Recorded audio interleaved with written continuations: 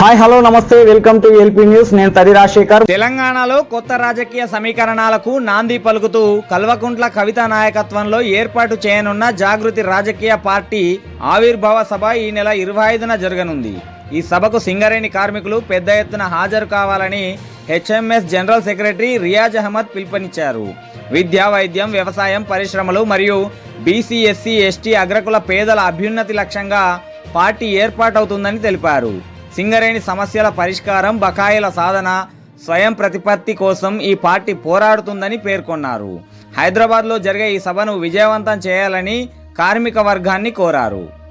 సమస్యల పరిష్కారంలో అట్టర్లీ కాంగ్రెస్ పార్టీకి అనుబంధంగా ఉన్న ఐఎన్టీసీ, కాంగ్రెస్ పార్టీకి అనుబంధంగా ఉన్న సిపిఐ, అలయన్స్గా ఉన్న సిపిఐకి అనుబంధంగా ఉన్న ఏఐటీసీ, సిపిఎంకు అనుబంధంగా ఉన్న సిఐటు అట్టర్లీ ఫెయిల్ అయిన నాటకాలు, డ్రామాలు, రోడ్ల మీద డ్యాన్స్ చేసుడు, రోడ్ల మీద ఆడుకున్నాడు, నడి రోడ్డు మీద డ్రామా చేసినట్టు పడకలేసుకొని పండుకోవడం తప్ప చేసేది ఏం లేదు.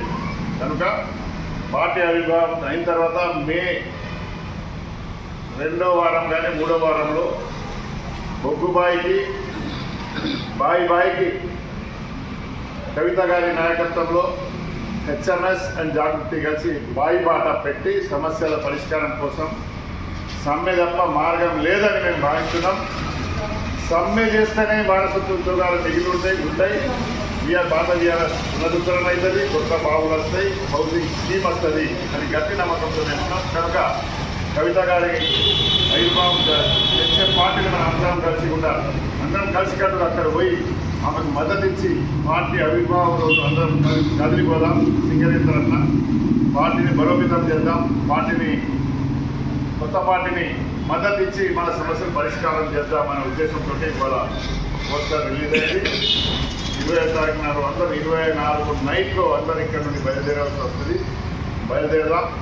పార్టీ ఆవిర్భవించిన తర్వాత సమస్యల మీద పోరాడుతున్నాం అని హెచ్ఎంఎస్ గట్టిగా నమ్ముతాం.